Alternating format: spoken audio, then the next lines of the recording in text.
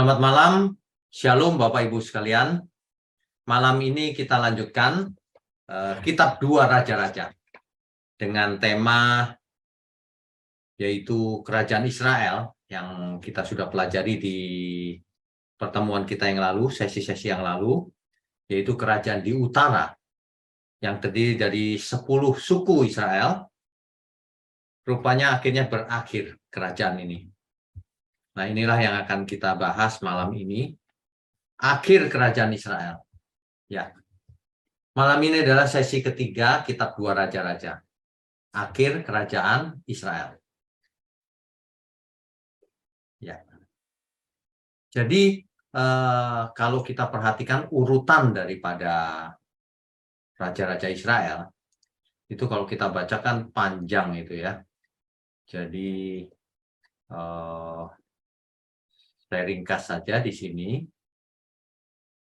Ini mulai dari Yeroboam, waktu pecahnya ya. Jadi ini ketika kerajaan Israel pecah menjadi dua, yaitu Israel di utara dan Yehuda di selatan. Di utara ibu kotanya Samaria, sedangkan yang di selatan ibu kotanya adalah Yerusalem. Di utara raja pertamanya Yerobeam, ya. Kemudian banyak sekali ini turun-temurun terus berkelanjutan. Nah, raja terakhirnya adalah Hosea. Sebelum kemudian ditaklukkan oleh Asyur dan dibuang ke pembuangan. Ya. Jadi kurang lebih kerajaan ini bertahan sekitar 200 tahun, sekitar 200 tahun. Ya. Raja terakhirnya adalah Hosea. Hosea membunuh Pekah. Pekah itu adalah raja Israel sebelumnya. Perhatikan urutan di sebelah kiri itu. Pekah itu raja sebelumnya. Dibunuh oleh Hosea, dan kemudian Hosea menjadi raja menggantikan Pekah. Ya.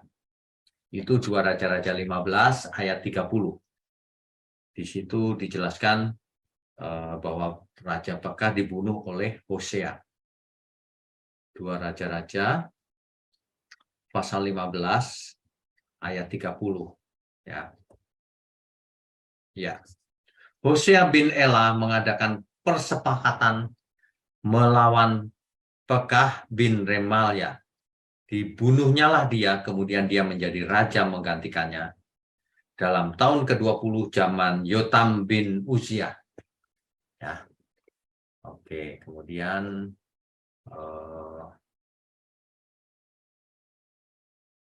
ya. Jadi Raja Hosea ini yaitu raja ke berapa itu? Kalau kita hitung 1 2 3 4 5 6 7 19. Raja Hosea ini adalah raja ke-19 ketika kerajaan Israel pecah menjadi dua sebelum berakhir. Ya. Jadi Hosea melakukan apa yang jahat di mata Tuhan. Ia melakukan yang jahat juga rupanya. Nah, ketika itu Raja Asyur namanya Salmaneser itu maju melawan Hosea. Dan ternyata Hosea kalah. Hosea takluk dan harus membayar upeti. Ini ya. Jadi kalau Bapak Ibu ingin tahu lengkapnya, silsilah raja-rajanya ini. Di sebelah kiri ini. Raja-raja Israel dan raja-raja Yehuda sampai yang terakhir. Oke, kita lanjutkan dulu. Ya. Nah, mengenai kerajaan di utara atau yang disebut kerajaan Israel, itu bertahan sekitar 200 tahun. Sekitar ya. Dengan raja terakhirnya Hosea. Nah, 19 raja di Raja Israel ini, 19 rajanya, semuanya melakukan apa yang jahat di mata Tuhan. Sama dengan pendiri kerajaan utara ini. Siapa itu? Yerobeam. Jadi, apa sih yang diperbuat oleh Yerobeam? Yang ditiru oleh seluruh raja-raja berikutnya. Ini sudah kita bahas di sesi yang lalu. Tapi nggak apa-apa, kita baca sedikit ya, satu raja-raja di pasalnya yang ke-12, ayat 28 dan 29. Jadi Yerobeam ini tidak pede. Dia takut kalau rakyatnya itu ingin beribadah ke Yerusalem, dan kemudian nggak balik lagi. Dia takut. Nah, karena ketakutannya itu, ia melakukan kesalahan yang fatal. Ayat 28 begini. Sesudah menimbang-nimbang, maka raja membuat 2 anak lembu jantan dari emas, dan ia berkata kepada mereka, sudah cukup lamanya kamu pergi ke Yerusalem, hai Israel, lihatlah sekarang Allah-Allahmu yang telah menuntun engkau keluar dari tanah Mesir. Lalu ia menaruh lembu yang satu di Betel dan yang lain ditempatkannya di Dan. Jadi dia bikin 2 lembu emas, satu ditaruh di Dan, satu di Betel. Satu di utara, satu di selatan. Supaya rakyatnya tidak perlu pergi ke Yerusalem kalau beribadah. Ini kesalahan fatal. Yerobeam membuat patung itu. Padahal Yerobeam disupport Tuhan pada mulanya. Didukung oleh Tuhan pada mulanya.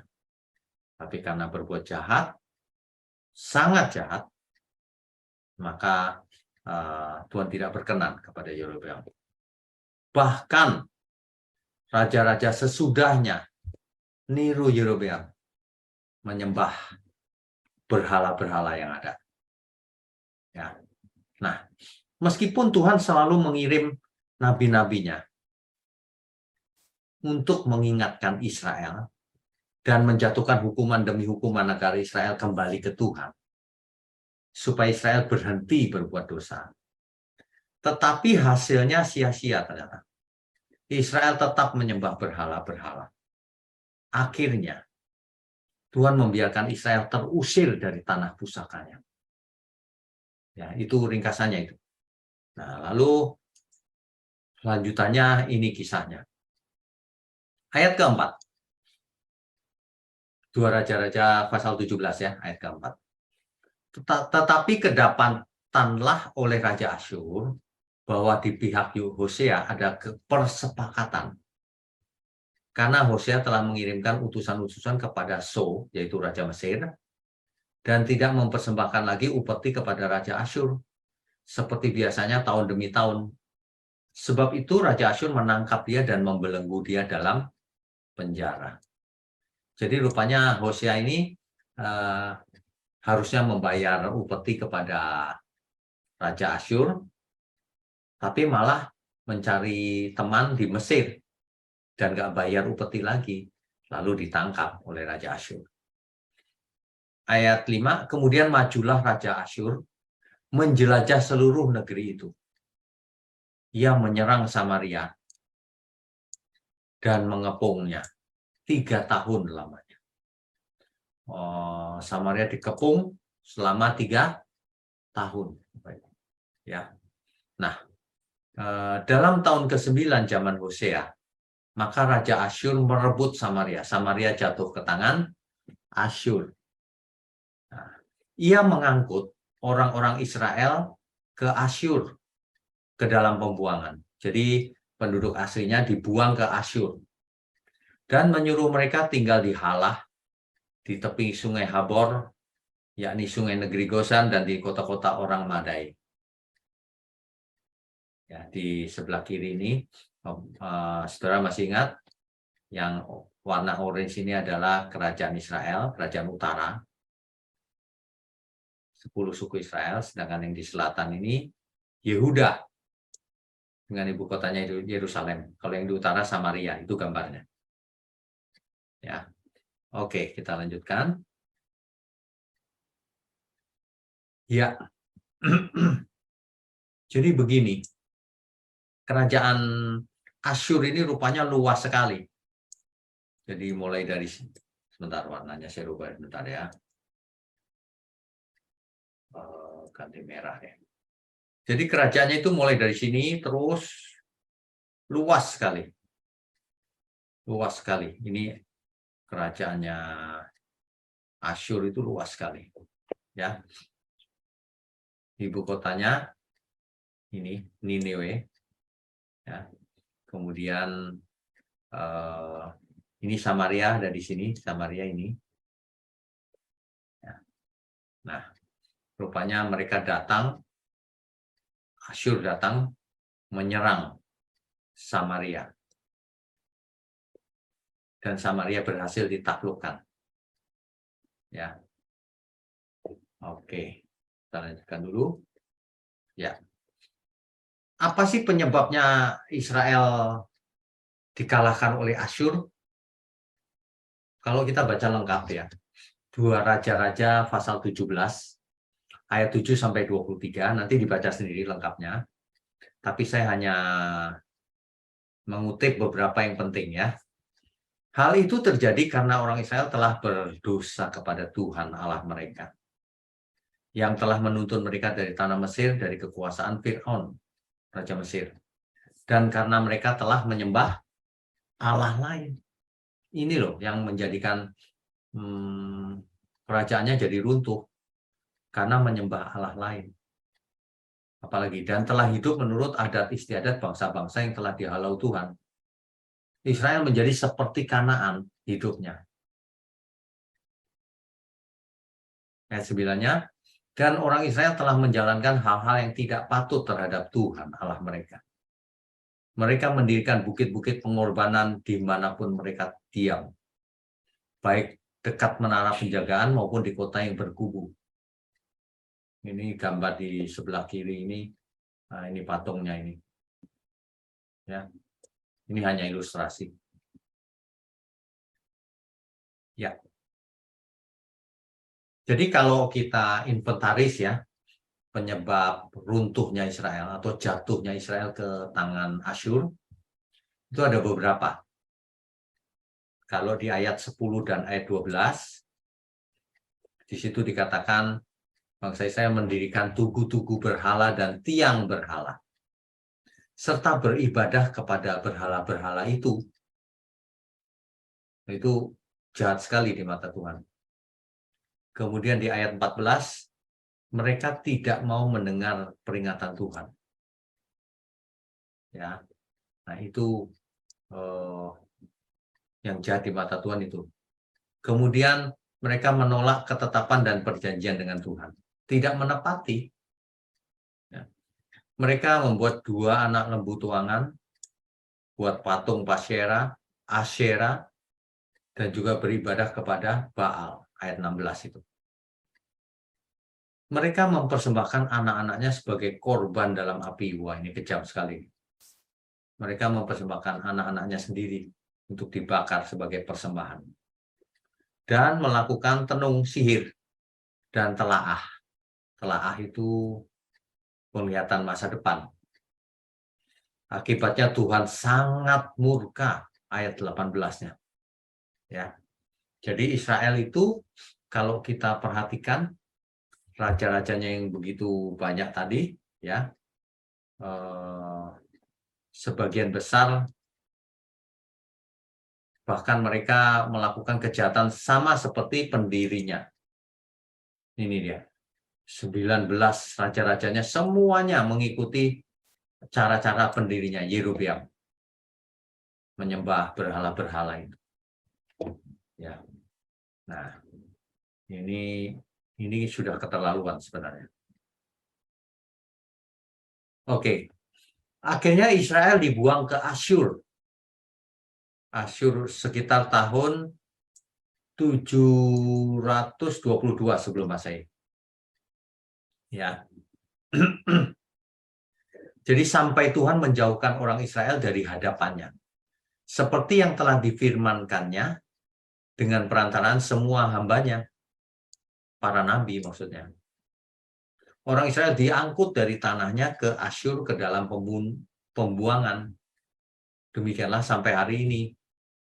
Jadi Israel dari Samaria ini dibawa ke atas ke daerah ini, pembuangan Asyur. Ya. Jelas ya. Kita lanjutkan dulu. Ya. Nah, setelah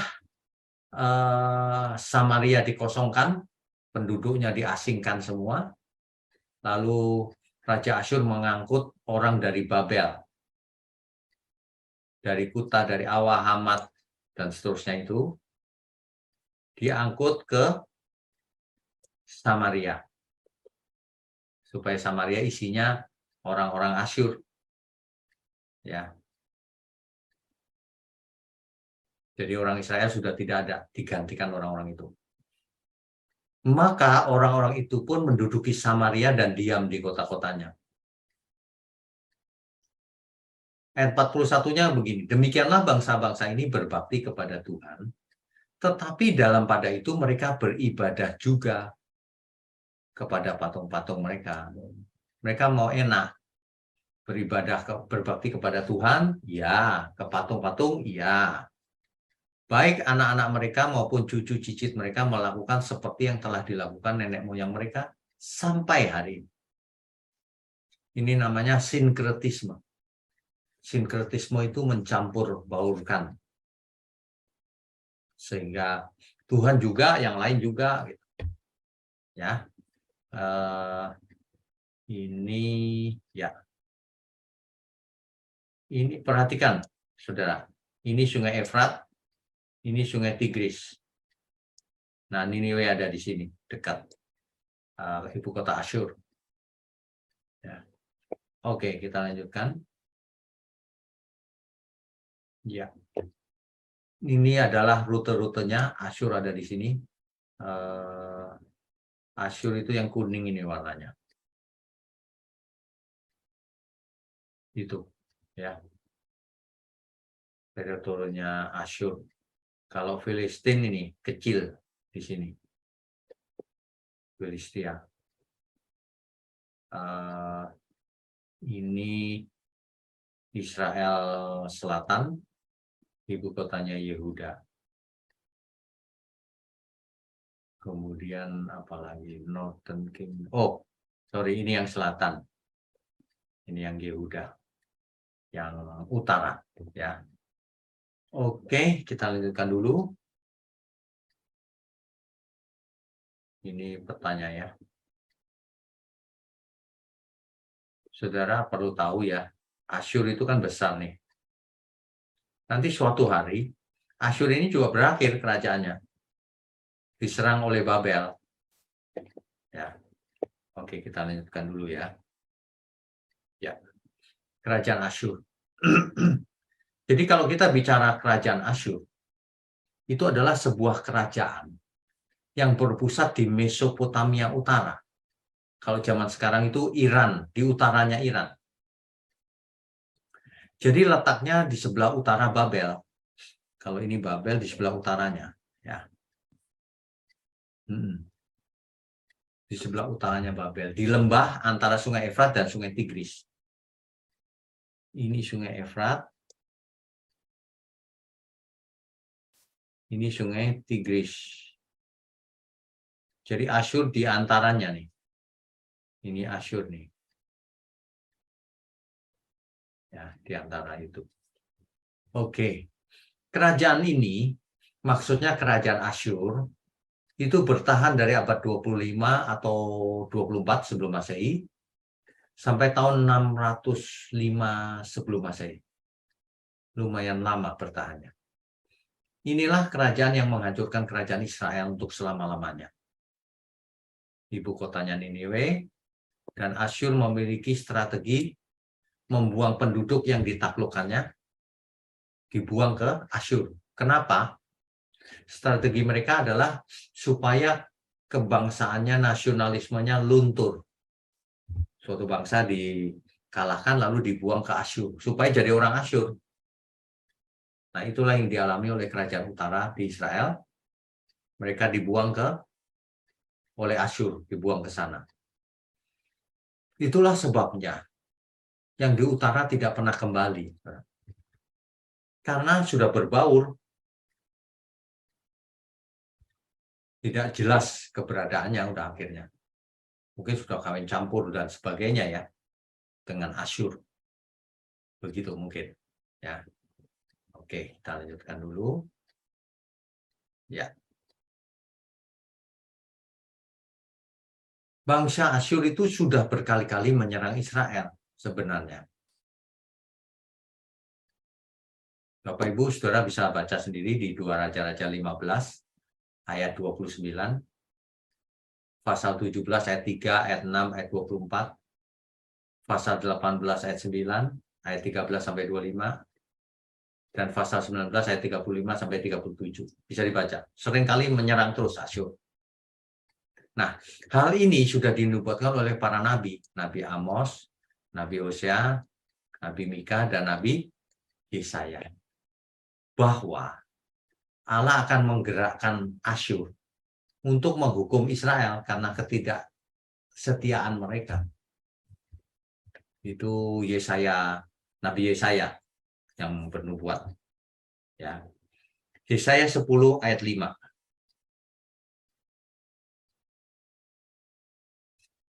Saya bacakan ya. Celakalah Asyur yang menjadi cambuk murkaku dan yang menjadi tongkat amarahku. Sudah dinubuatkan Asyur. Ya. Akhirnya kerajaan Israel atau utara jatuh ke tangan Asyur pada tahun 722 sebelum Masehi. Ibu kotanya yaitu Samaria dihancurkan dan penduduknya ditawan di pengasingan. Tapi ya, Asyur itu begitu besarnya. Tapi akhirnya hancur juga. Dikalahkan oleh Babel pada tahun 612 sebelum Masehi. Ibu kotanya yaitu Niniwe dihancurkan oleh Babel. Hal ini juga sesuai dengan nubuatan Nabi Nahum bahwa Asyur tidak akan punya arti apa-apa lagi. Rupanya dihancurkan oleh Babel. Ya, baik, kita teruskan dulu.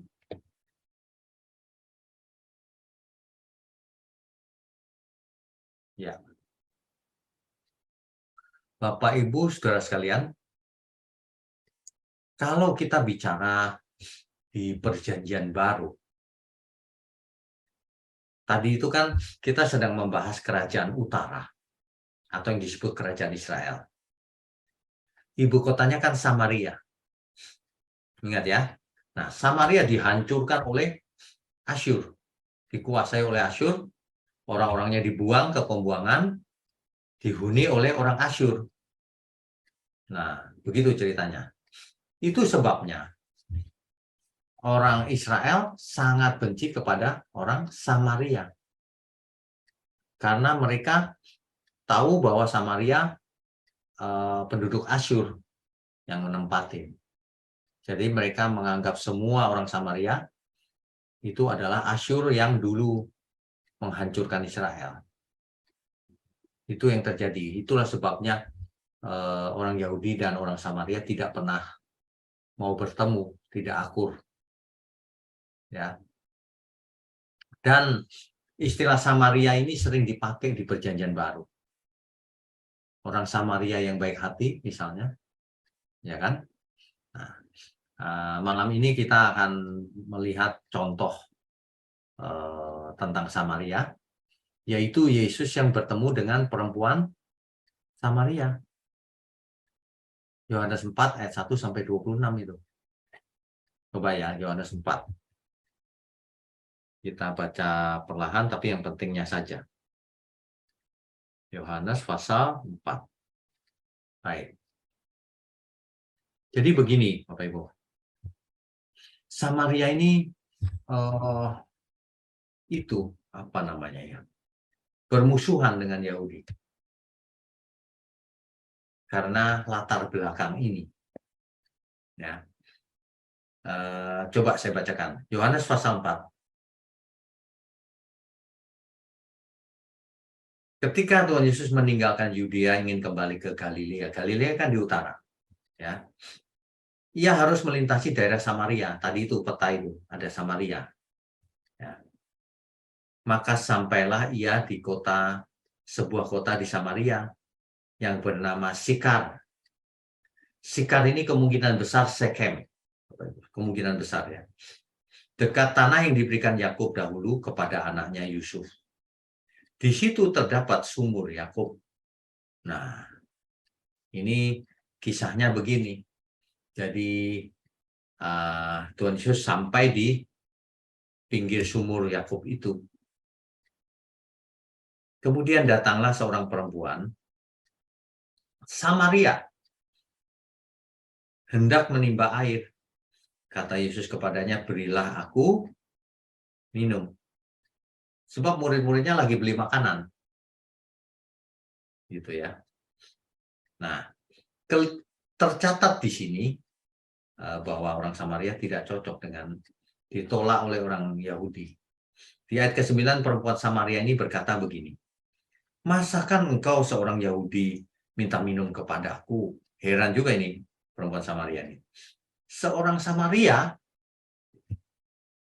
sebab orang Yahudi tidak bergaul dengan orang Samaria.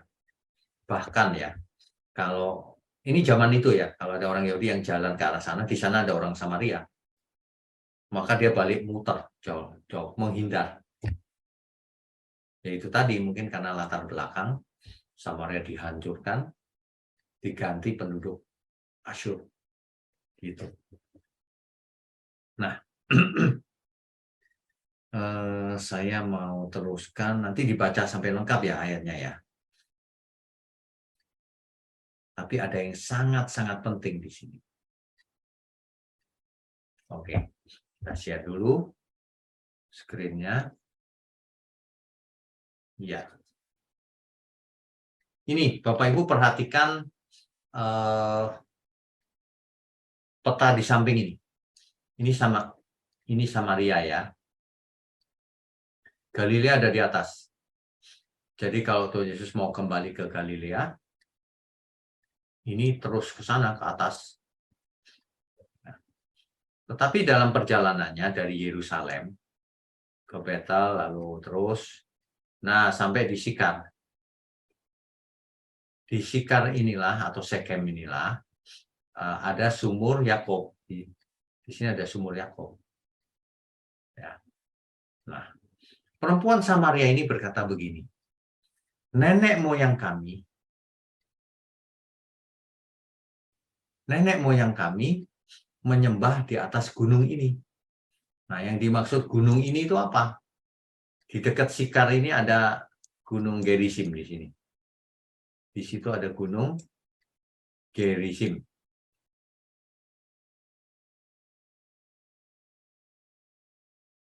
Cuma di ayat ini hanya disebut gunung ini. Sebenarnya itu Gerisim. Ya.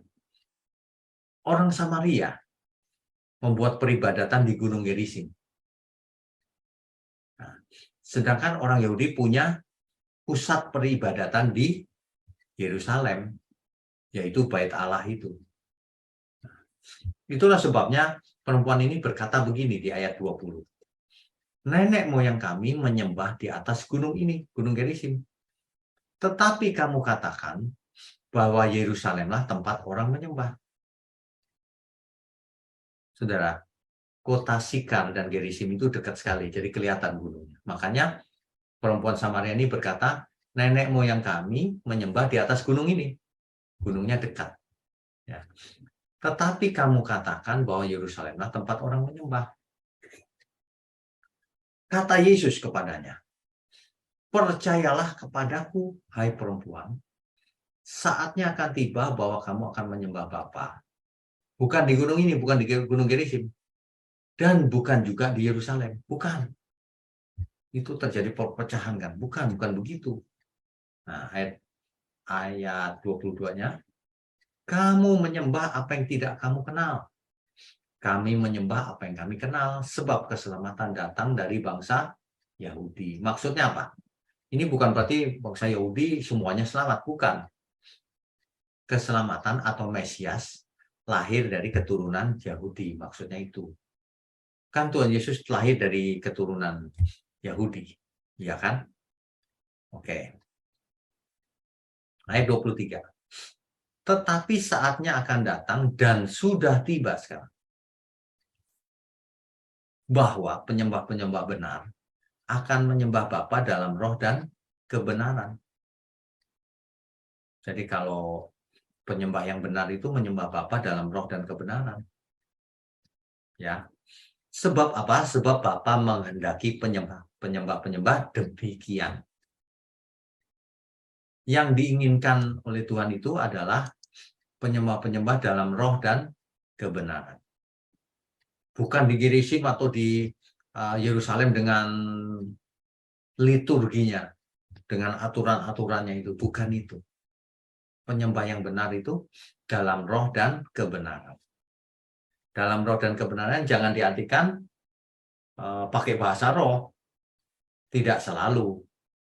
Ini konteksnya adalah bukan seperti di Gunung Gerizim atau di Yerusalem, tapi dalam roh dan kebenaran. Maksudnya kita harus hidup dalam kebenaran. Roh kita harus nurut dipimpin oleh Roh Kudus. Sehingga hidup kudus, tak bercacat, tak bercela. Kan begitu. Ya. Oke, kita lanjutkan dulu. Ya. Ini perkataan ini sangat penting, dialog ini. Ayat 25-nya. Jawab perempuan itu adalah perempuan Samaria itu. Kepadanya di situ Yesus. Perempuan ini berkata begini, aku tahu bahwa Mesias akan datang. Tahu, kita semua sedang menunggu datangnya Mesias. Yang disebut juga Kristus. Tahu loh perempuan Samaria ini. Apabila ia datang, ia akan memberitakan segala sesuatu kepada kami. Apa yang ditunggu oleh perempuan Samaria ini? Mesias. Lalu kata Yesus kepadanya, akulah dia yang sedang berkata-kata dengan engkau. Bapak Ibu Saudara bisa nangkap nggak maksudnya? Ketika Tuhan Yesus berkata, akulah dia, maksudnya siapa? Akulah Mesias yang kau tunggu-tunggu itu. Itu artinya. Jadi Yesus mengaku dirinya Mesias. Banyak orang tidak mengerti. Tuh Pak, bukan mengaku Tuhan, tapi mengaku Mesias. Ada lagi yang nimpalin. Mesias itu artinya nabi. Ini orang nggak mengerti, tapi bicara itu begitu. Harusnya belajar dulu Mesias itu artinya apa. Juru selamat itu artinya apa. Mesias artinya nabi, ngarang-ngarang semua. Ya. Oke, yang menjadi masalah bukan itu. Kalimatnya sudah jelas bahwa akulah dia, akulah Mesias. Tapi siapakah Mesias itu? Nah, ini orang tidak berhasil mengerti kebanyakan. Kenapa? Karena hanya baca sampai di sini terus nggak mau tahu yang lain. Padahal Alkitab itu suatu kesatuan. Satu kesatuan nggak bisa dipisah. Kalau mau belajar ya harus seluruhnya. Gitu ya. Oke, kita lanjutkan dulu. Nah, siapakah Mesias? Ini salah satu contoh ayatnya ya. Kan ada yang tanya tuh, di mana Yesus mengatakan dirinya Tuhan, kan gitu kan? Nah, kan Tuhan Yesus mengatakan dirinya Mesias tuh, mengaku. Nah, siapa Mesias? Kita mesti lihat nubuatan Yesaya, Hosea, dan sebagainya. Contohnya Yesaya 43 ayat 11. Akulah Tuhan. Bayangkan, Tuhan ya. Dan tidak ada juru selamat selain daripadaku. Tidak ada juru selamat selain aku, maksudnya gitu. Ya. Hosea 13 ayat 4. Tetapi aku adalah Tuhan, Allahmu sejak di tanah Mesir. Engkau tidak mengenal Allah kecuali aku. Dan tidak ada juru selamat selain dari aku. Oh, ya kan? Jadi kalau orang bisa membaca, ternyata Mesias itu ya Tuhan sendiri. Begitu. Tapi tulisannya bukan Tuhan ya, jangan letterlux. Artinya memang begitu. Di zamannya Tuhan Yesus, itu seluruh orang Yahudi yang belajar Taurat itu tahu Sang Mesias itu adalah tidak lain adalah Tuhan sendiri. Berdasarkan Yesaya 43 ayat 11 atau Hosea 13 ayat 4. Ya. bahwa Mesias itu adalah Tuhan sendiri, tidak ada yang lain. Jadi kalau kita bisa simpulkan, Yesus mengaku Mesias, padahal Mesias adalah Tuhan sendiri. Jadi itu artinya Yesus mengaku sebagai Tuhan. Begitu, ya. Saya rasa ini sudah sangat jelas ini. Kalau masih belum mengerti ya agak sulit memang. Ya. Saudara, Rabu depan sesi keempat adalah akhir kerajaan Yehuda. Kalau yang utara ini kalah duluan, hancur duluan. Kemudian Yehuda ikut berakhir. Nanti di sesi keempat ya. Oke. Jadi kalau kita pelajari apa sih yang bisa kita petik hikmatnya dari kisah-kisah ini? Kita tahu ada 19 raja-raja sejak kerajaan Israel pecah menjadi dua, utara dan selatan. Di utara ada 19 raja-raja. Sampai yang terakhir Hosea, lalu bubar, nggak ada kerajaan sama sekali. Kenapa? Karena dibawa, ditawan ke pembuangan di Asyur. Ini bicara yang utara ya. Kalau yang selatan atau kerajaan Yehuda kan kita bicarakan Rabu depan. Ya, begitu ya, Bapak Ibu. Jadi kalau kita perhatikan, 19 raja berbuat yang jahat di mata Tuhan. Ya kita hari ini tahu begitu, ya jangan kita ikutan jahat di mata Tuhan. Makanya meskipun Israel asli juga percuma kalau melawan Tuhan seperti itu. Ya kan? Jadi jangan menyakitkan hati Tuhan. Ya, itu yang penting. Nah, yang kedua, Samaria yang sudah dicap buruk ini oleh orang Yahudi, karena latar belakang pembuangan tadi, itu terpisah Yahudi dan non-Yahudi dan Samaria. Nah, Samaria sering dipakai, kata Samaria sering dipakai di Perjanjian Baru. Orang Samaria yang baik hati. Itu kisah itu ironis sekali loh. Orang Samaria itu dianggap gak baik oleh orang Yahudi. Tapi ternyata dia lebih baik dari orang Yahudi. Bahkan lebih baik dari orang Lewi yang imam. Itu ya. Nah, yang malam ini kita baca itu adalah seorang perempuan Samaria yang bertemu Tuhan. Lalu Tuhan Yesus minta minum, dan perempuan Samaria menjelaskan, engkau orang Yahudi minta minum sama aku. Gitu. Heran deh. Nah, tapi yang lebih hebat lagi, kita tahu bahwa, nanti kita akan tahu bahwa Taurat dengan segala peraturannya dibatalkan. Supaya tidak ada lagi Israel non-Israel. Seluruh manusia menjadi satu di dalam Tuhan Yesus. Begitu, saudara. Ya. Jadi kita jangan berbuat sesuatu yang menyakitkan hati Tuhan. Jangan mengulang kesalahan yang sama. Israel seluruhnya mengulang kesalahannya itu terus menyembah berhala. Ya. Amin ya, saudara. Amin. Kita lanjutkan dengan diskusi dan tanya jawab. Silakan. Kalau ada. Baik. Iya. Kita sambung dengan sesi tanya jawab. Bagi Bapak Ibu yang ingin bertanya, silakan klik icon raise hand. Untuk penanya pertama, Bapak Payaman Sinambela, silakan Pak. Pak Payaman, silakan. Selamat malam, Pak. Ya. Terima kasih. Silakan. Kalau tadi ada 19 raja-raja di Israel Utara. Terus, bagaimana pergantian antara raja pertama dan ke-19? Apakah ini terjadi secara alami atau yang terjadi pemberontakan, kudeta, pembunuhan demi pembunuhan sampai berakhir raja 19? Terima kasih, Pak. Oke. Kisahnya lain-lain, Pak. Kisahnya lain-lain. Ada yang mati lalu digantikan anaknya, ada yang kalau yang tadi itu Hosea membunuh raja sebelumnya. Jadi lain-lain. Tinggal dibaca dalam dua raja-raja itu, Pak. Ada semua. Jadi nggak terlalu penting itu, Pak. Tapi yang penting adalah 19-19-nya itu melakukan penyembahan berhala itu, waduh, itu nggak bisa ditolerir itu. Sudah keterlaluan. Ya, Pak. Satu lagi Pak ya. Ya, silakan Pak. Tadi orang Israel ini dibuang oleh Raja Asyur. Ya, Saya membayangkan tempat pembuangan mereka ini, mereka masih tetap eksis atau memang langsung mati pelan-pelan begitu pada akhirnya mati. Karena seperti misalnya di Indonesia lah, ada Nusa Kambangan dibuang. ya. Ternyata di sana ada kehidupan gitu Pak kan.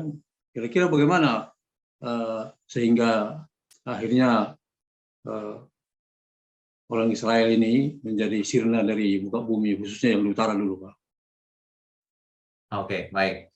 Jadi yang dimaksud di pembuangan itu dibuang ke sana, Pak, tapi masih hidup, eksis, bukan dibunuhin, bukan.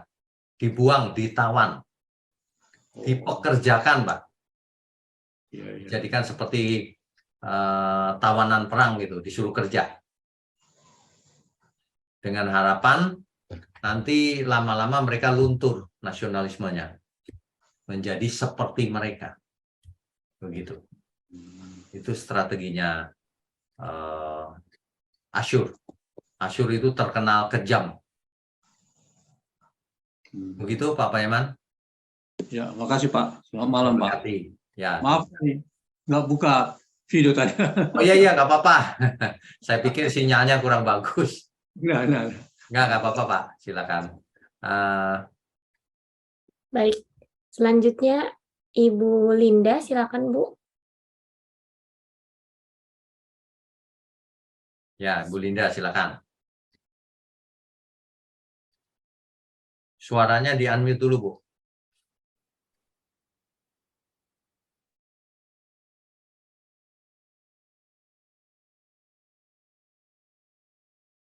Bisa, Bu?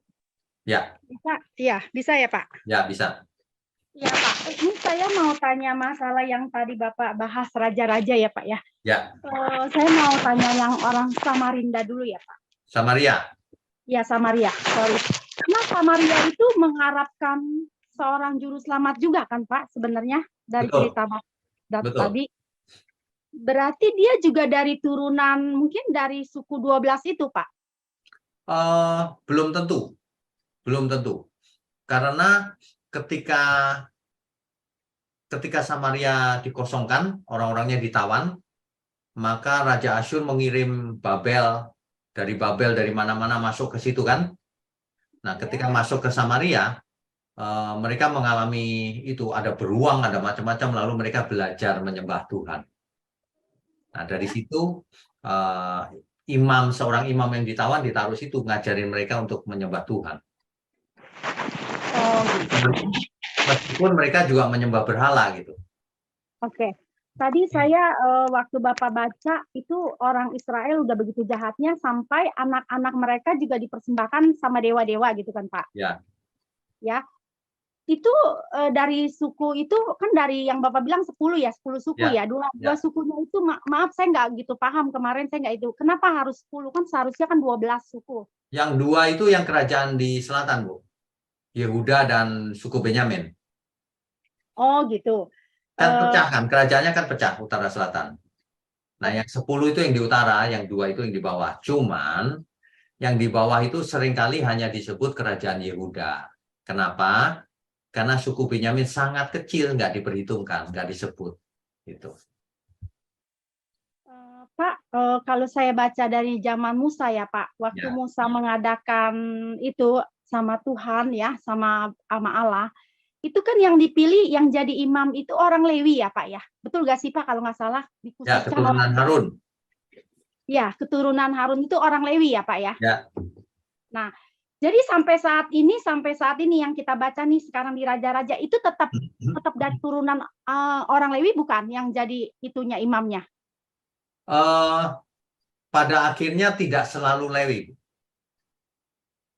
Ada imam di luar Lewi rupanya. Oh, gitu ya. Tapi kalau tradisi yang kental itu Lewi gitu. Nah, ya. Terus yang tadi saya mau nanya Pak, kenapa sih mereka itu sampai itu kan orang Israel sendiri ya Pak yang menyerahkan anaknya untuk dipersembahkan gitu Pak? Ya. Nah, saya ada baca kemarin Pak yang Bapak suruh baca, ini Pak saya mau tanya nih di ayat 17 itu ya Pak ya. Bahkan ada dia bilang anaknya apa, kamu makan anak kamu, aku masak anak aku, itu bener apa bohong ya Pak ya? Bener dong. Itu saking rusaknya itu bisa mempersembahkan anak seperti itu. Oh jadi dia menyuruh kamu masak anak kamu, aku juga masak anak aku. Dia nawarin anaknya gitu untuk dimasak bener-bener gitu Pak. Iya, gantian. Waduh, itu parah itu. Waduh, itu saya nggak habis pikir ya sampai kayak gitunya ya orang Israel. Bahkan Pak, nih kan Bapak bilang ya kalau baca Alkitab itu harus utuh, bener ya Pak ya? Saya ngerti ya. Sampai ini juga Pak saya nggak habis pikir Pak. Makanya sekarang ada orang yang dipotong-potong sampai 12, sampai itu. Ini juga ada nih Pak di Hakim-Hakim 20 Betul. nih Pak. Mutilasi itu betul. Nah, itu sampai kayak gitunya juga ya Pak ya? Iya, betul.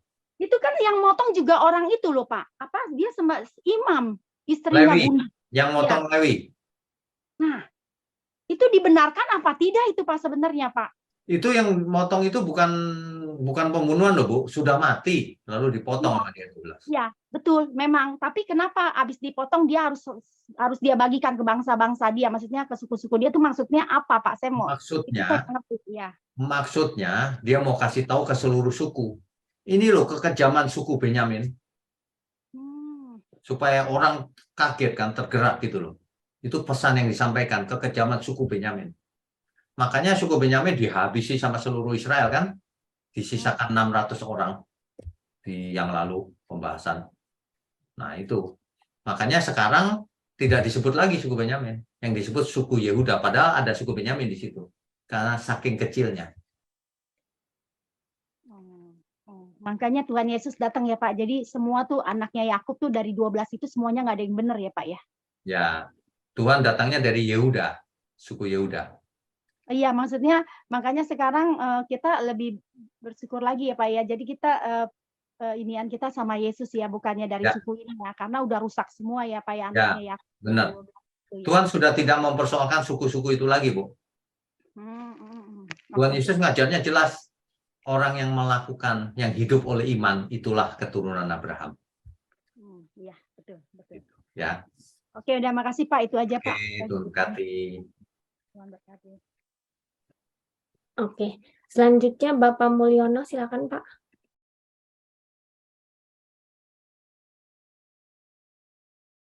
Pak Mulyono. Ya, malam Pak Wiknya. Malam.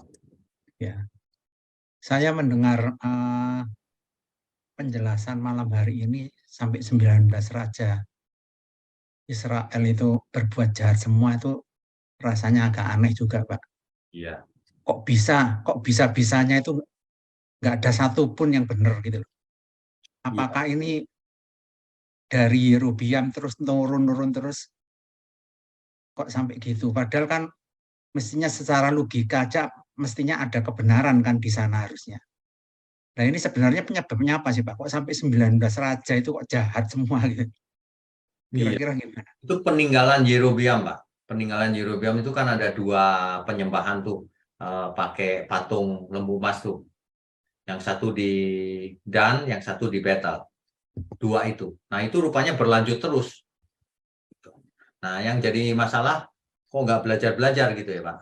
Iya, kok sampai 19? Mestinya 2 atau 3 gitu, oke lah, ada yang benar gitu. Kayak Yehuda gitu kan, kerajaan Yehuda kan gitu kan Pak, ada yang benar gitu. Ini kok 19 semua kok jahat gitu kan, aneh agaknya. Ya, saya sekarang bisa lebih aneh lagi gini Pak. Ini sudah 2000 tahun Tuhan Yesus, Alkitab sudah lengkap dan sebagainya, kok orang tetap jahat ya Pak sekarang. Orang Kristen tetap jahat. Beberapa. Tapi ada benarnya kan Pak? Ya. Ada yang benar juga kan? Nah ini jahat semua 19. Ya bagaimana ya? Iya. Menurut saya sih ada benernya pasti rakyatnya. Kita nggak dicatat aja. Apa pengaruh orang tuanya? Apa pengaruh orang tuanya? Mendidik anaknya seperti itu atau gimana? Kok sampai tidak dicatat? Turun temurun gitu. Ya, tidak dicatat. Kutukan gitu atau kutukan mungkin? Enggak, bukan kutukan. Tetapi menurut saya itu karena tradisi turun temurun. Itu loh penyembahnya di sana itu di sana gitu. Karena itu. Dan yang kedua mereka mungkin tidak percaya kepada Tuhan. Buktinya mereka lebih pilih menyembah patung-patung Berarti anaknya taat pada orang tua ya, yang salah. Kelihatannya begitu. Kelihatannya begitu. Tradisi. Bahaya juga. Sekarang juga gitu, Pak. Orang yang belum tuh percaya Tuhan Yesus kan orang tuanya bilang awas kau ya, gitu ke gereja. Nah, kan gitu. Ya, kira-kira begitulah. Iya, iya. Ya saya lihat kejahatan sampai 19 raja itu berarti benar-benar absolut itu, Pak. Dan patut dihilangkan ya, akhirnya Tuhan gitu ya. Ya, akhirnya Tuhan ya sudahlah. Gitu. Sudah nggak bisa diapa-apakan lagi ya, Nggak bisa. karena sudah sangat nemen maksudnya ya, gitu ya. Sangat amat nemen, Pak. Iya, iya. Ya. Ya udah itu aja Pak, itu aneh Oke. aja kok bisa kayak gitu. Makasih Pak. Oke, Tuhan berkati. Ya. Oke. Selanjutnya Bapak Randi T. Herawan, silakan. Selamat malam Pak Wignyo. Selamat malam. Iya Pak, saya ada 2 pertanyaan nih Pak. Yang pertama dulu ya Pak ya. Ya. Kan kalau nggak salah setelah bangsa Israel dibuang ke Asyur Pak, itu kan nanti bangsa Yehuda dibuang ke Babel juga, ditaklukkan oleh Babel. Sekitar 150 tahun setelah Israel nih Pak ya. Ya. Kalau bangsa Yehuda kan bisa balik lagi nih Pak, mereka masih mempertahankan identitas bangsanya nih ketika pembuangan. Ya. Nah, bangsa Israel itu ketika dibuang ke Asyur, kenapa kok nggak bisa mempertahankan identitasnya ya? Apa sih bedanya pembuangan bangsa Asyur dengan bangsa Babel? Yang pertama itu dulu deh Pak. Oke. Makasih Pak. Kalau soal Babel ya nanti Rabu depan. Oh nanti Pak, siap. Sekarang nanti Rabu depan nggak dibahas. Oke Pak. Oke, terus. Yang kedua ya Pak ya, yang kedua mungkin saya sempat ada miss di pertemuan-pertemuan yang sebelumnya. Cuma di bangsa ketika pecah nih Pak, jadi 2 kerajaan utara dengan selatan, itu kan masih ada suku Lewi. Suku Lewi itu kan sebetulnya imam yang melayani ya ibadah kepada Elohim kan. Ya. Nah, ketika pecah itu kan suku Lewi itu nggak dapat tanah nih Pak. Harusnya kan mereka tetap ada di kota-kota di daerah Israel Utara nih. Kenapa mereka tidak bisa mengingatkan bangsa Israel untuk tetap beribadah kepada Elohim? Itu sih Pak. Terima kasih Pak. Oke. Tuhan selalu mengirim nabi-nabinya untuk mengingatkan. Selalu. Tapi memang mereka tidak mau diingatkan. Jadi bukan Tuhan nggak ingatkan. Ya, kalau soal suku Lewi kan tergantung suku Lewinya benar apa enggak. Karena ada suku Lewi yang jadi imam malah imamnya berhala. Iya kan? Nah, ada suku Lewi yang tidak jadi imam, ada pasti. Jadi yang ditugaskan Tuhan itu bukan imam, tapi para nabi untuk memperingatkan dan menyampaikan hukuman. Kan tidak hanya diingatkan, hukuman demi hukuman, banyak yang mati, binasa, tetap aja begitu, ya udahlah, dibuang, ditawan akhirnya.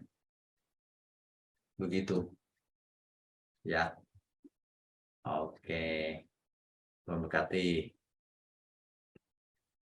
Oke. Selanjutnya Bapak Krisdiantoro, silakan. Ya, silakan Pak. Malam Pak Wignyo. Malam.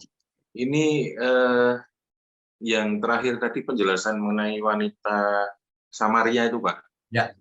Itu sebetulnya waktu Tuhan Yesus bilang, akulah dia, itu kan pakai frase ego eimi yang ehyeh, aser ehyeh itu Pak. Ya. Terus kenapa? Sama seperti yang dipakai waktu di Markus 4 di depan imam besar itu kan juga ehyeh, aser ehyeh, makanya sebutan ego eimi itu kan sebetulnya kan sama seperti yang dipakai oleh Elohim waktu nyebut akulah dia di perjanjian lama sebetulnya. Makanya kan Kayafas ngerobek jubahnya itu kan karena salah satu faktor terbesar yang menyatakan blasfemi, apa itu? Penghujatan. Menghujat. Ya, itu kan karena Tuhan Yesus pakai frasenya milihnya ehyeh aser ehyeh itu Pak. Sama seperti waktu Tuhan Yesus bilang akulah gembala yang baik, akulah jalan keselamatan, kan pakainya ego eimi semua itu Pak. Jadi saya kira faktor kagetnya perempuan Samaria itu mungkin karena baru ketemu satu orang yang berani membahasakan dirinya sendiri pakai ego eimi, pakai mungkin Ibraninya itu Pak. Ya, tapi gini, itu kan istilah ya, egoimi, eser, tapi tanpa istilah itu. Iya. Saya lebih suka membahas dengan kalimatnya aja sudah jelas bahwa Iya, betul. akulah dia gitu. Betul. Akulah Mesias kira-kira gitu. Jadi Betul. kita pakai istilah egoimi itu udah jelas konteksnya akulah Mesias gitu. Nah, belum pernah ada orang akulah Mesias, makanya perempuan Samaria ini kaget juga mungkin ya. Iya, justru itu. Makanya selain ngaku Mesias, sebutannya ke diri sendiri kan seperti kata ganti yang dipakai untuk Elohim sebetulnya Pak. Yang ngagetkan kan itu sebetulnya. Ya. Yang bikin shock. Dia. Saking shocknya sampai Kayafas ngerobek jubahnya itu tuh Pak. Itu bukan karena menghujat. Itu bukan karena shock, karena menghujat tadi itu. Ya, menghujat itu. Tapi maksudnya kadang-kadang kita ini kan salah persepsi seolah-olah kayak Tuhan Yesus waktu ditanya Kayafas itu kan jawabnya seperti ngambang, tidak jelas. Padahal kalau kita baca itu kata-katanya pakai egoimi, pakai aser itu kan sebetulnya terang-terangan itu Pak jawabnya. Lugas sebetulnya. Kadang-kadang orang banyak salah persepsi dengan Tuhan Yesus itu seolah-olah kayak Tuhan Yesus itu bukan pribadi yang tegas, lugas gitu loh Pak. Padahal kan sebetulnya kalau kita baca itu ngomongnya belak-belakan terang-terangan waktu nyatakan dirinya sebagai Tuhan. Nah, itu yang dimanfaatkan orang-orang sekarang, wong manusia kok dituhankan, wong nabi kok itu loh Pak. Kalau menurut saya itu mungkin ada lost in translation atau apa makanya. Jawaban saya sederhana aja. Kita bukan menuhankan manusia. Tuhanlah yang melakukan inkarnasi, mengosongkan diri menjadi seorang manusia. Nah, gitu aja. Itu aja masa nggak ngerti. Kalau itu nggak ngerti ya kita nggak usah diskusi lah. Wong Tuhan yang inkarnasi, kita yang mengangkat seseorang jadi Tuhan, buat apa? Penjelasan tuh Pak, ibadah hari Minggu pagi kemarin tuh Pak. Betul. Inkarnasi itu ya. Tapi saya mau jelaskan gini Pak. Iya Pak. Saya nggak usah pakai egoimi, dah. Saya mau konteks jelasnya aja. Ini begini nih, Markus 14 ayat 61 dan 62. Tetapi ia diam saja dan tidak menjawab apa-apa. Imam besar itu bertanya kepadanya sekali lagi. Katanya, apakah engkau Mesias, anak dari yang terpuji? Berarti kepala imam kepala itu, imam besar, berarti dia tahu loh bahwa Mesias itu anak dari yang terpuji. Kan begitu arti kalimat ini. Artinya mereka tahu bahwa Mesias itu anak Allah. Kan begitu. Nah, jawab Yesus, akulah. Ya. Dan kamu akan melihat anak manusia duduk di sebelah kanan yang maha kuasa. Itu kan kalimat dari kitab Mazmur. Loh, ini mengaku nih. Ya udah, saksi lagi gitu. Itu jelas sih. Yang nggak nyambung tuh gini Pak. Tapi kalau yang di Markus malah pakainya memang betul-betul egoimi Pak. Ya. Markus 4:62 itu. Ya. Nah, yang jadi masalah gini loh Pak. Definisi Allah dan Tuhan itu beda dengan orang non-Kristen. Sehingga mereka nggak nyambung terus. Loh ini kan bukan Tuhan, ini anak yang terpuji, anak dari yang terpuji. Yang terpuji itu kan Allah gitu. Nah, mereka nggak ngerti bahwa Yesus itu Mesias. Mesias itu anak Allah. Anak Allah itu Tuhan. Anak Allah yang tunggal itu Tuhan. Gitu loh. Dan yang ngeritik itu juga enggak tahu bahwa itu sepanjang Alkitab yang pakai cuma Tuhan, Pak. Nggak bakalan tahu, Pak. Kalimat sederhana aja nggak ngerti.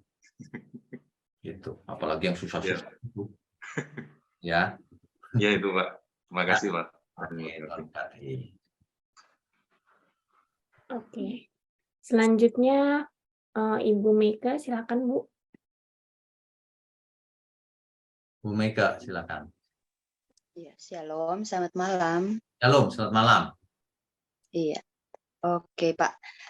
Dari penguraian ya yang sudah Pak Yukna jelaskan tadi itu mengingatkan saya kepada waktu duduk di bangku kuliah Pak, sekolah teologi ya.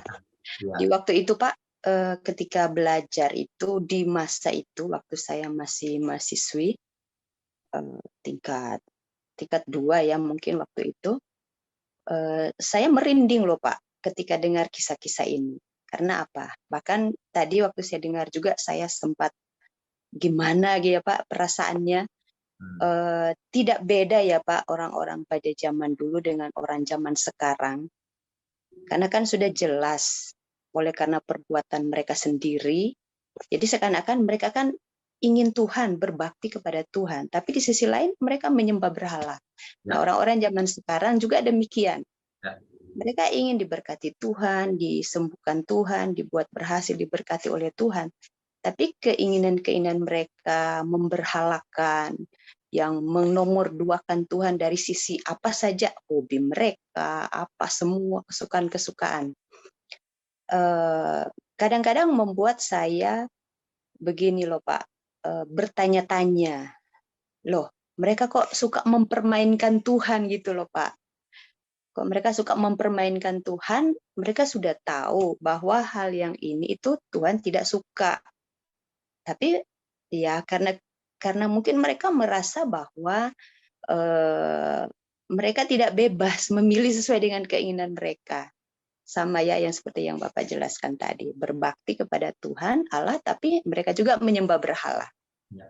Nah, ya ya ingin saya tanyakan, kadang-kadang ya Pak, kita sebagai pendeta pelayanan kepada orang begini, apalagi kalau saya dengan suami, ya bukannya kita tidak mau melayani mereka, sudah dibilang, ini yang berkenan kepada Tuhan. Kita tidak boleh menomorduakan Tuhan. Itu sudah menyembah berhala jika menomorduakan Tuhan, kepentingan Tuhan.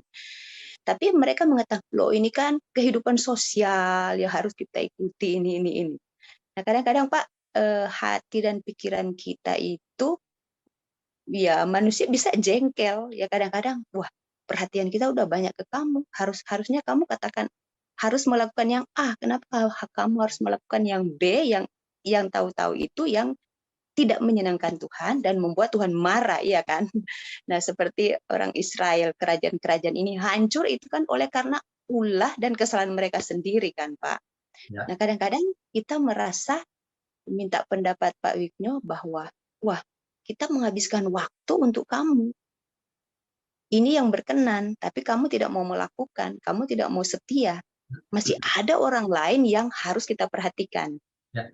Nah, gimana itu Pak pendapat Pak Wigno? Jadi gini, kita melayani seseorang itu, kita harus bisa peka juga bahwa ini dia belum bisa ini. Kalau misalnya dia belum bisa terima, kita jangan habiskan waktu. Kita layani lagi yang lain, sementara beri dia waktu, sampai suatu hari kalau dia datang lagi, kita layani lagi. Sebab jangan buang waktu, tapi orang lain tidak terlayani, nggak boleh juga. Tuhan Yesus kan begitu. Kalau Tuhan Yesus, orang nggak mau diajak bicara juga nggak mau, dan sebagainya, ya udah kebaskan debu aja. Yang lain masih banyak. Gitu. Nanti suatu hari siapa tahu dia mengalami masalah, atau pikirannya makin terbuka, nah baru bisa diskusi lagi. Gitu. Kita jangan buang waktu juga sih. Gitu. Nah, batas antara buang waktu dan kesabaran itu ya kepekaan kita masing-masing lewat pengalaman. Saya harus tetap sabar berapa lama? Nah, itu nggak ada rumusnya memang. Tapi ya kalau kita sudah lihat dia nggak mau, ya nanti saja kalau dia sudah mau lagi. Gitu. Ya Pak. Ya. Oke Pak. Oke. Ya. Baik Pak, terima kasih. Nah, Tuhan berkati. Nah. Oke, selanjutnya Bapak Yunus, silakan Pak. Pak Yunus. Selamat malam Pak. Selamat malam. Ya. Pak, ada hal yang ingin saya tanyakan. Tadi kan ada pembahasan tentang, saya melihatnya kayak budaya ya Pak. Kita kan di Indonesia budaya begitu beragam gitu. Ya. Dan ada juga pernyataan bahwa kita sebagai orang Kristen mesti menebus budaya kita gitu, agar orang-orang yang nggak kenal Kristus dari budaya kita sendiri itu bisa mengenal Kristus lewat budaya juga. Nah, sejauh mana kita bisa memperkenalkan Kristus agar tidak terjadi sinkritisme, Pak. Oke, baik. Gitu, Pak. Jelas. Terima kasih, Pak. Ya, jadi yang namanya budaya itu di bangsa manapun pasti biasanya tercampur unsur penyembahan. Nah, itulah yang kita harus bisa membedakan. Yang ini murni budaya, yang ini ada unsur penyembahannya. Nah, kalau murni budaya kita nggak masalah, kita pakai saja untuk mendaratkan Injil, untuk mengabarkan Injil lewat budaya. Ya, misalnya pakaian daerah itu nggak masalah, lagu-lagu daerah kan itu bagus, itu budaya. Tapi kalau sudah mulai budaya, kalau buat rumah harus kasih kerbau dulu, kepala kerbau dan sebagainya, nah itu yang itu tidak, karena ada unsur semacam unsur penyembahan atau kepada roh-roh gitu, tidak, yang itu tidak boleh. Jadi namanya proses kontekstualisasi. Kontekstualisasi itu bagaimana mendaratkan Injil dalam bungkus budaya yang setempat. Nah, itu budayanya harus budaya yang murni tanpa adanya unsur-unsur okultisme, penyembahan yang begitu-begitu nggak boleh, itu harus dipisahkan. Gitu, ya. Contoh sederhana begini deh. Kalau ada tahun baru Chinese, Imlek itu ya, boleh nggak ya kasih angpau? Misalnya gitu, angpau itu kan amplop merah yang ada uangnya itu ya. Boleh nggak? Kalau jawaban saya sederhana, ngasih duit ya boleh, tiap hari juga boleh, tiap saat. Memberkati orang boleh. Tapi kalau, hari ini harus berdoa di kuburan, nah itu tidak. Harus dipisahkan. Yang unsur okultisme atau unsur penyembahan, unsur doa, dan sebagainya nggak usah. Tapi kalau budaya, malam hari kita ngumpul-ngumpul, makan-makan keluarga, oh ya boleh aja, itu kan bagus, ngumpul keluarga. Budaya apapun boleh, ngumpul keluarga bagus. Gitu. Begitu, Pak Yunus? Oke ya, ya baik, Tuhan berkati. Terima kasih, Pak. Ya, Tuhan berkati. Berikutnya. Oke, selanjutnya Bapak Altin, silakan. Pak Alvin. Ya, salam Pak. Shalom. Ya, terima kasih buat waktu yang diberikan kepada saya. Salam semuanya. Ini kan saya mau bertanya ya Pak. Ya. Yang Yesus dan perempuan Samaria itu. Boleh. Perempuan Samaria kan sudah tahu bahwa yang dinantikan itu Mesias. Ya. Kan? Nah, dari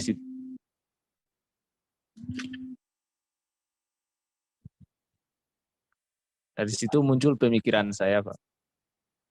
Dari mana kayak datangnya pemikiran Samaria itu? Di sini saya mau belajar aja, Pak. Oh, oke, baik. Baik. Ya. Ini pertanyaan bagus nih.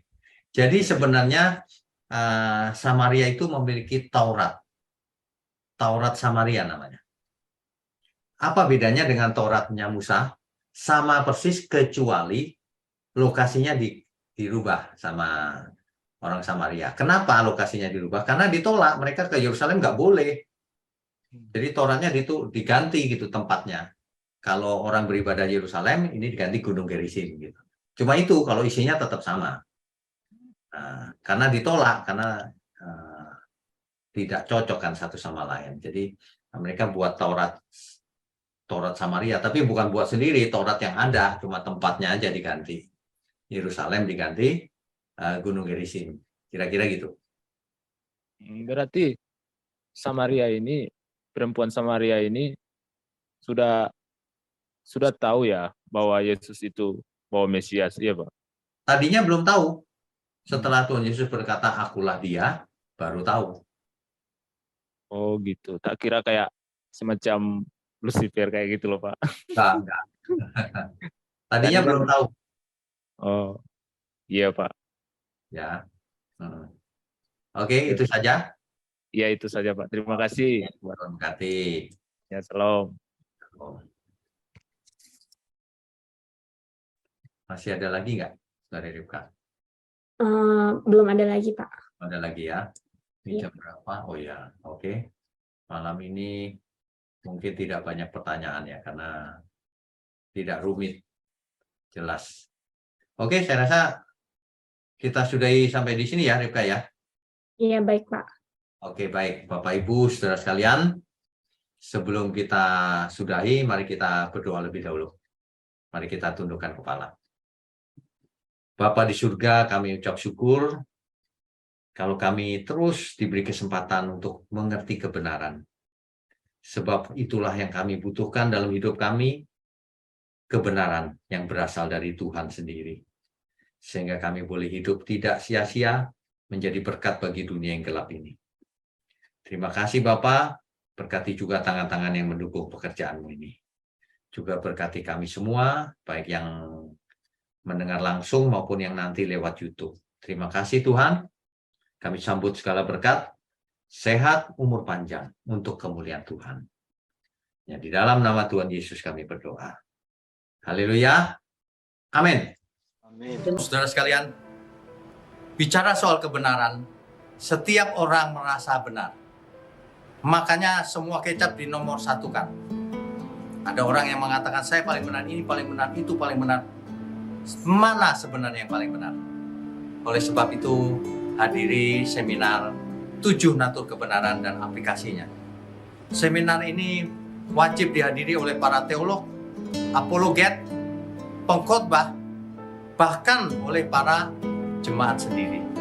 Agar kita bisa membedakan manakah yang benar, manakah yang salah. Inilah alat uji kebenaran yang sangat objektif dan alkitabiah. Pastikan saudara ikut dan ajak seluruh saudara dan sahabat-sahabat. Bapak-bapak dan ibu-ibu yang terkasih dimanapun berada, yuk kita belajar pelajaran Alkitab bersama secara online setiap hari Rabu jam 7 malam bersama pendeta Bapak Wiknyo Tanto secara online, bisa melalui Zoom. Tetapi kita harus mendaftarkan dulu ke nomor berikut ini. Selamat bergabung dan Tuhan Yesus memberkati.